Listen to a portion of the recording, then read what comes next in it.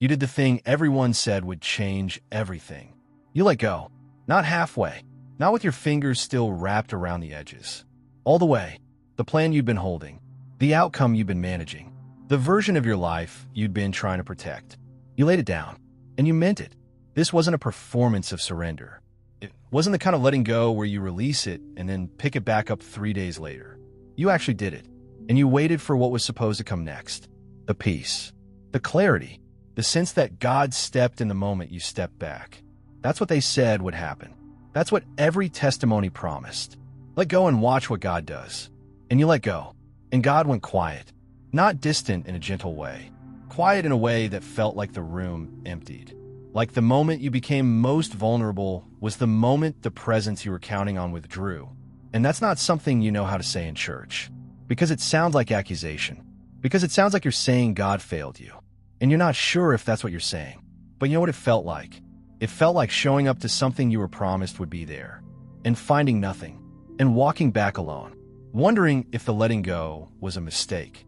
Wondering if you misunderstood what surrender was supposed to produce. Wondering if the silence means something about you. Or something about him. Here's what makes it so hard to process.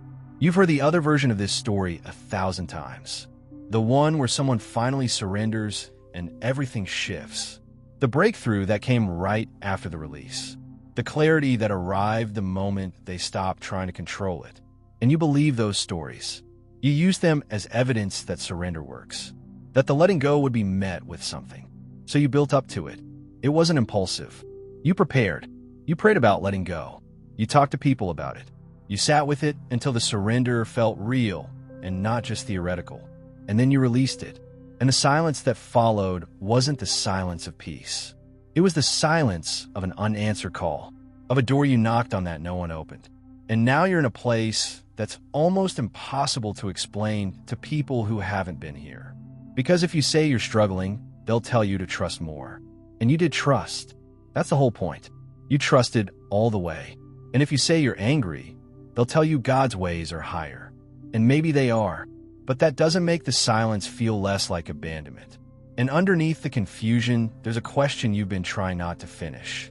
If surrender was supposed to bring God closer, and the surrender was real, then what does the silence mean? What happened in the space between the letting go and the nothing that followed? Here's something that gets left out of almost every teaching on surrender. Surrender isn't the end of the story. It's the beginning of a different kind of waiting. And that waiting almost never looks like what was promised. Because the testimonies you heard were told from the other side. From the place where the person could already see what the silence was building toward. And looking back, the silence made sense. But living inside it, before the looking back is possible, it doesn't feel like sacred preparation. It feels like abandonment. And here's the pattern hiding inside that feeling. Almost every significant act of surrender in Scripture was followed by silence before it was followed by anything else. Not a brief pause, a real silence. The kind that would have looked from the inside exactly like what you're living right now. Abraham on the mountain with Isaac. The silence between the raised knife and the voice that stopped him was real. Jesus in the tomb. 3 days that felt, to everyone who loved him, like the end of everything. The surrender always precedes the silence. And the silence always precedes what comes next. Not because God withdrew, because what he was doing required conditions that breakthrough doesn't create. Stillness does. What if the silence after surrender isn't absence? What if it's the specific environment that surrender creates? Because here's what actually happens in the moment you let go. You stop filling the space. All the managing, the planning, the controlling, the holding, all of it was taking up room. And when you released it, the room opened. And an open room is quiet. Not because nothing is in it, because the noise that was covering everything is gone. And in that quiet, in the space you created by finally letting go, something can happen that couldn't happen before. Not immediately, not loudly, but really, the silence after surrender isn't God stepping back. It's the first moment there's enough room for him to move. And movement that matters rarely announces itself. It happens below the surface, in ways that only become visible from a distance. And you're still too close to the moment of surrender to see what it set in motion. Not because nothing happened, because what happened is still happening. In the quiet, in the space you created, in the room that's finally empty enough for something real to begin. Think about soil after a field has been cleared. A farmer removes everything. The old crop, the weeds, the root systems that had been there for years. And when it's done, the field looks empty. Just turned earth. No green, no growth, nothing that looks like anything is happening. And if you didn't understand farming, you might look at that field and think something went wrong, that the clearing didn't work, that the effort was wasted. But the farmer knows something the surface doesn't show. That cleared ground isn't empty ground. It's prepared ground, the most receptive it will ever be. And what goes into prepared ground grows differently than what goes into ground that was never cleared. It goes deeper. It takes hold faster. It produces more. Because the old root systems aren't competing with it anymore. The surrender you made, the clearing you didn't leave you empty. It left you prepared. And what God plants in prepared ground doesn't always break the surface immediately. But it's there, already taking root in the silence, already growing in ways the surface can't show yet. The field isn't abandoned. It's ready. And ready is not the same as empty, even when it looks exactly the same from the outside. The night Jesus was arrested, Peter had just made the most significant declaration of his life. Even if everyone else falls away, he said, "I will not." It wasn't performance. Peter meant it completely.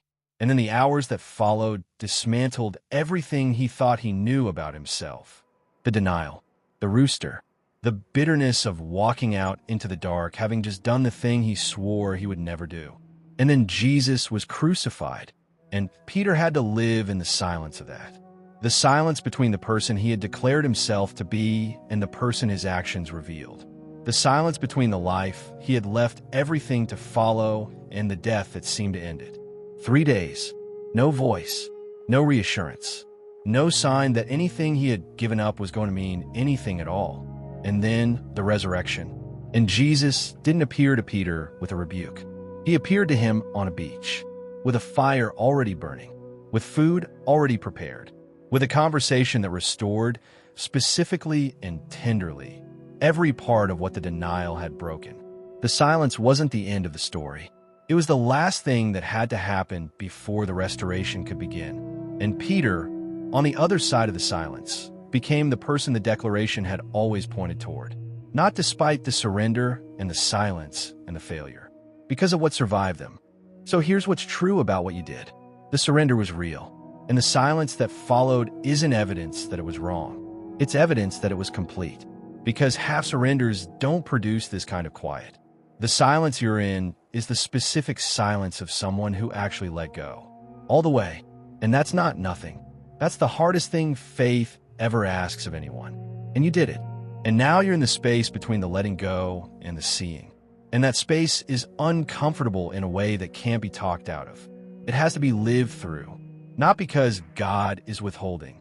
Because some things can only be built in the specific conditions that surrender creates. And you are in those conditions right now. The silence isn't God going quiet. It's the sound of the room finally being still enough for something real to happen. And it is happening in ways you can't see yet. In the deep work that doesn't make noise. In the roots going down before anything comes up. You're not someone who was abandoned at the moment of surrender. You're someone standing in the most fertile ground of your spiritual life. And the fact that it looks like nothing right now, that's not a sign that the surrender failed. That's what prepared ground always looks like before it grows. Before you go, I want you to do one thing. Type these words in the comments. I let go and I'm still here. Not because the silence has ended, but because you're still standing in it, still trusting, still here. After the hardest thing, that is not a small thing. That is the whole thing. And the God who asked you to let go, he hasn't let go of you. Not for a single moment of the silence. Not once.